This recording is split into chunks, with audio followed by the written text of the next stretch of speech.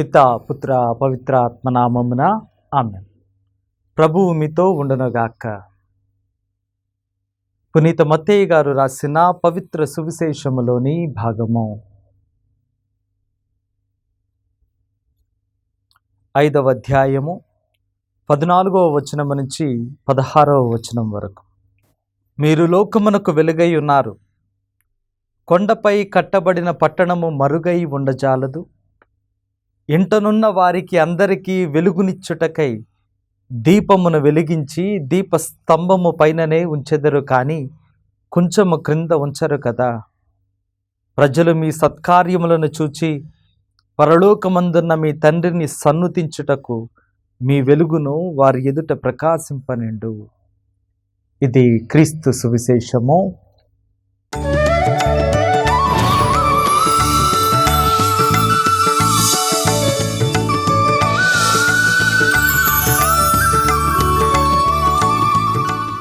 దివ్యవాణి TV వీక్షకులకు త్రియేక సర్వేశ్వరుని నామం పేరిట శుభాభివందనములు.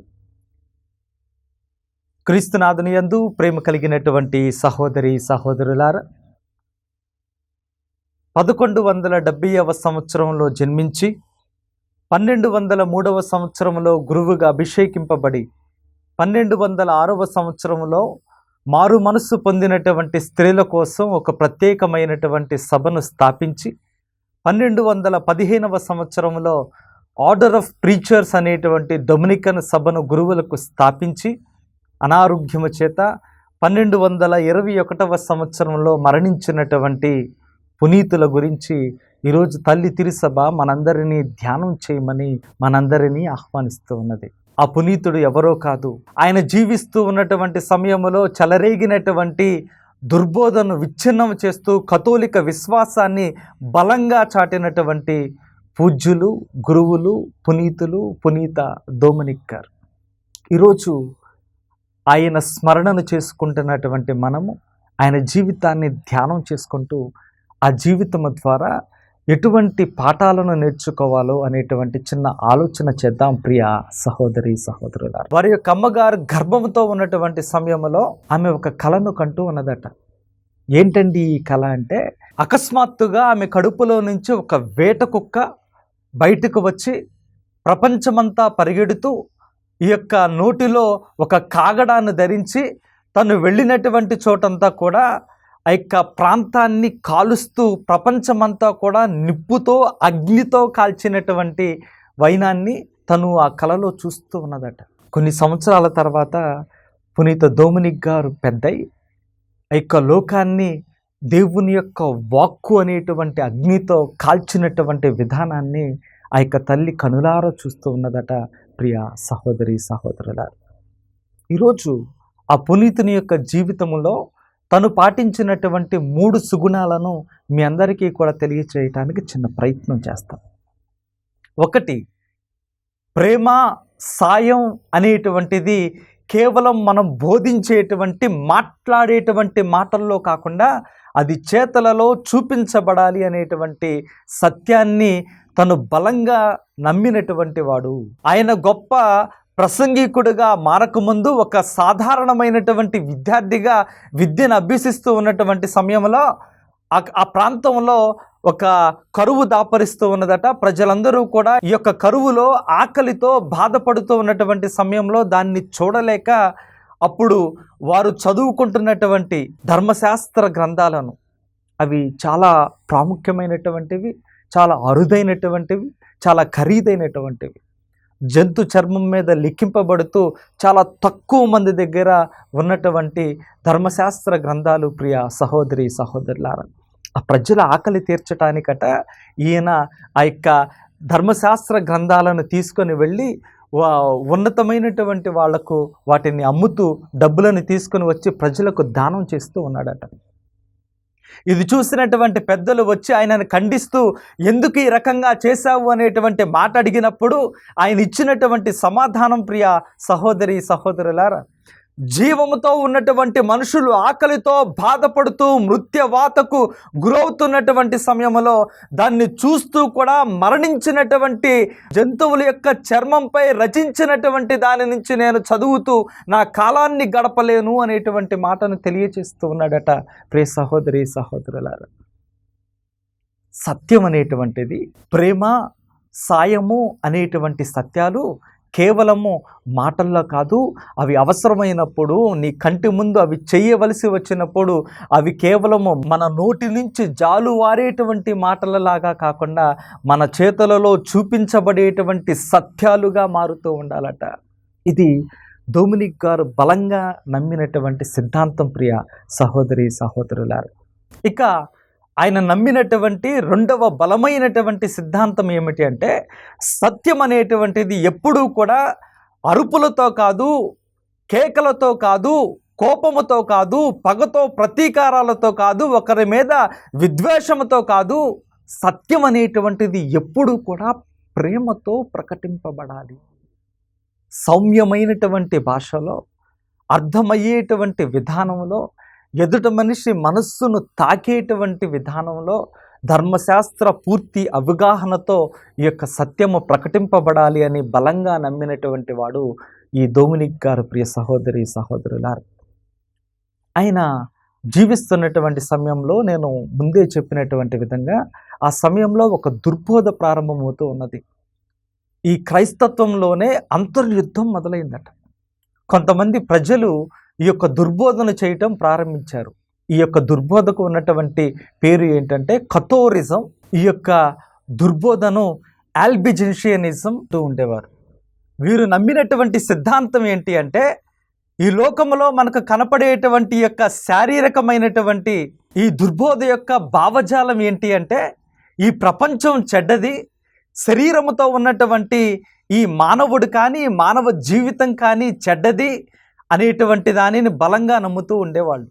ఈ రకంగా నమ్ముతూ వాళ్ళు చేసినటువంటి అభియోగం ఏంటి అంటే, క్రీస్తు నిజంగా దైవ మానవ స్వభావం కలిగినటువంటి వాడు కాదు, క్రీస్తు కేవలము దైవ సంభూతుడే కానీ పాపముతో చెడ్డగా ఉన్నటువంటి యొక్క శరీరానికి క్రీస్తుకు ఎటువంటి సంబంధం లేదు, క్రీస్తు ఈ మానవ స్వభావం కలిగినటువంటి వాడు కాదు, దివ్య సప్రసాదము లేదా ఈ శరీరానికి ఇవ్వబడుతూ ఉన్నటువంటి ఇతర దివ్య సంస్కారాలు అన్నీ కూడా అబద్ధాలే అనేటువంటి మాటను వాళ్ళు ఆ సమయంలో ప్రకటిస్తూ భయంకరమైనటువంటి దుర్బోధన ప్రారంభిస్తూ ఉన్నారు. ప్రియ సహోదరి సహోదరులారా, దురదృష్టం ఏంటి అంటే, ఆ కాలంలో ఉన్నటువంటి రాజకీయవేత్తలు, ఆ కాలంలో ఉన్నటువంటి ఉన్నతమైనటువంటి కుటుంబాలకు చెందినటువంటి అందరూ కూడా దీన్ని నమ్ముతూ చాలామంది దీనికి ఆకర్షితులై, నిజమే కదా, అంటే ఈ శరీరం చెడ్డది కదా, కాబట్టి వీళ్ళు చెబుతూ ఉన్నటువంటిది నిజమేమో అనేటువంటి అబద్ధానికి ప్రభావానికి లోనై అందరూ కూడా అటువైపు వంగుతున్నటువంటి సమయంలో అప్పుడు ఈ డొమినిక్ గారు కథోలిక విశ్వాసాన్ని బలంగా మరొకసారి ప్రజల మనస్సుల్లో నాటడానికి కంకణం కట్టుకుంటూ ఉన్నారు. ఏ ప్రాంతంలో అయితే ఈ యొక్క దుర్బోధ ఎక్కువగా ప్రకటింపబడుతుందో ఆ ప్రాంతాలనే ఎంచుకుంటూ అక్కడికి వెళ్ళి ఈ యొక్క కథోలిక విశ్వాసం గురించి మరొకసారి బలంగా బోధించినటువంటి వాడు. ఈ కథోలిక విశ్వాసాన్ని బలంగా బోధించటానికి ఆయన ఎంచుకున్నటువంటి అంశాలు ఏంటి అంటే, స్పష్టమైనటువంటి ధర్మశాస్త్ర అవగాహన, 2 సౌమ్యమైనటువంటి భాష, 3 కఠినమైన సంపూర్ణమైన పేదరికం. దీనిని చూస్తూ ప్రజలు ఈ పేదరికంలో ఉన్నటువంటి ఈ యొక్క వ్యక్తిని చూస్తూ వారు ప్రభావితులు కావాలి అనేటువంటి ఆలోచనతో డొమినిక్ గారు తన జీవితాంతం కూడా ఈ పేదరికాన్ని అవలంబిస్తూ ఉన్నారట. ప్రియ సహోదరి సహోదరులారా, ఒకరోజు ఆయన ఒక విడిది గృహానికి వెళ్ళారట. ఈ రకంగా విడిది గృహానికి వెళ్ళినప్పుడు అక్కడ ఆ విడిది గృహ యజమానురాలతో సంభాషణ మొదలు పెడుతూ ఉన్నాడు. ఈ సంభాషణట రాత్రంతా కూడా జరిగిందట. ఆమె తను ఈ దుర్బోధన నమ్మినటువంటి సందర్భంలో దీనిని బలంగా ఈయన ముందు ప్రకటిస్తూ, నిజమే కదా, శరీరము చెడ్డది కదా అని మాట్లాడుతున్నటువంటి సమయంలో ఆయన ఆమెతో రాత్రంతా మాట్లాడుతూ కేకలు వేయలేదు, తిట్టలేదు, నీవు పాపాత్మురాలివి అనేటువంటి మాట అనలేదు. ఆమెకు అర్థమయ్యేటువంటి విధంగా ఓపికతో, సహనంతో, పట్టుదలతో, ప్రేమతో తను నమ్మినటువంటి కథోలిక సత్యాన్ని రాత్రంతా కూడా ఆమెకు ప్రకటిస్తూ ఉన్నారట. తెల్లవారు జాము వరకు కూడా తను చేసినటువంటి ప్రయత్నం సఫలీకృతమై ఆమె తిరిగి కథోలిక విశ్వాసంలోనికి వస్తూ తన జీవితాంతం వరకు కూడా కథోలిక విశ్వాసంలోనే ఉన్నదట. అంత బలంగా కథోలిక విశ్వాసము కోసం తన యొక్క శక్తిని, సమయాన్ని, శ్రమను ధారపోసినటువంటి వాడు ఈ పునీతుడు. తను నమ్మినటువంటి మూడవ సిద్ధాంతం, ప్రియ సహోదరి సహోదరులారా, ఇంత కఠినమైనటువంటి పేదరికముతో దేవుని సువార్తను అంత సంతోషంగా అతను ప్రకటించగలిగాడు అంటే తను నమ్మినటువంటి సత్యం ఏంటి అంటే ఇది కేవలము దేవునితో సహవాసములోనే సాధ్యమనేటువంటి మాటను నమ్ముతూ ఉన్నాడట. ప్రియ సహోదరి సహోదరులారా, తనను చూసినటువంటి తన యొక్క సమకాలికులు మాట్లాడినటువంటి మాటలు, ఆయన ప్రజలు పాపంలో పడిపోతూ దుర్బోధన నమ్ముతున్నటువంటి సమయంలో వాళ్ళను చూసి, లేదా ప్రజలు తన దగ్గరకు వచ్చి తమ యొక్క బాధను వ్యక్తం చేసినటువంటి సమయంలో ఆ బాధను తన బాధగా ఆయన ఆలోచిస్తూ ఆ ప్రజల కోసం ఏడ్చినటువంటి సందర్భాలు తప్ప తను ఏడవటం కానీ బాధపడటం కానీ వాళ్ళు ఏనాడు కూడా చూడలేదట. అంత సంతోషంగా ఆయన ఉంటూ ఉండేవాడట. రాత్రంతా కూడా దేవుని యొక్క బలిపీఠం ముందు ప్రజలు మారాలని చెప్పి కన్నీటి ప్రార్థన చేస్తూ ఉదయం అంతా కూడా ప్రజల దగ్గరకు వెళ్ళి నవ్వుతూ పరిచర్య చేసినటువంటి వాడట ఈ యొక్క పునీతుడు. పునీత డొమినిక్ గారికి తెలిసినటువంటి ఒకే ఒక్క జీవిత విధానం ఏమిటి అంటే ఏకాంతంగా ఉన్నప్పుడు దేవునితో మాట్లాడటం, లేదా ప్రజలతో ఉన్నప్పుడు దేవుని గురించి మాట్లాడటం. ఆయనకి తెలిసింది ఇదే, ఆయన పాటించినటువంటి జీవిత విధానం ఇదే అనేటువంటి మాటను తన స్నేహితులు తెలియజేస్తూ ఉంటారు. ఈ పునీతుని దగ్గర నుంచి ఈ మూడు విషయాలు కూడా మనం జీవిత పాఠంగా ఈరోజు నేర్చుకోవటానికి ప్రయత్నం చేద్దాం. ఏంటి అంటే ప్రేమ, సాయం అనేటువంటివి కేవలము నోటి నుంచి జాలువారేటువంటి మాటలలాగా కాదు, చేతి నుంచి జాలువారేటువంటి సాయ కార్యాలులాగా అవి మారాలి, చేతలలో చూపించబడాలి అనేటువంటి సత్యాన్ని నమ్మినటువంటి వాడు మనం కూడా నమ్మటానికి ప్రయత్నం చేద్దాం. సత్యం అనేటువంటిది కేకలతో, అరుపులతో, పగతో, ప్రతీకారముతో, ద్వేషముతో ప్రకటించేటువంటి అంశం కాదు.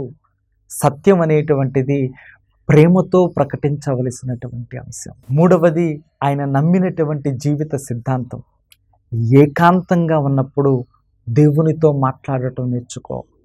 ప్రజల మధ్య ఉన్నప్పుడు దేవుని గురించి, దేవుని యొక్క మాటల గురించి, దేవుని యొక్క మార్గం గురించి మాట్లాడటం నేర్చుకో. దీనికి నుంచి మనం పెద్దగా ఘనమైనటువంటి కార్యాలు చేయాల్సినటువంటి అవసరం లేదు. ఈ చిన్న చిన్న పనులు చేస్తూ డొమినిక్ గారిలాగా మనం కూడా దేవునికి అత్యంత దగ్గరగా జీవిస్తూ దేవుని యొక్క నామానికి సాక్షులుగా నిలబడటానికి ప్రయత్నం చేద్దాం. ప్రభువు మీతో ఉండునగాక. సర్వశక్తిగల సర్వేశ్వరుడు పిత, పుత్ర, పవిత్రాత్మ మిమ్మలను దీవించి కాచి కాపాడునగాక.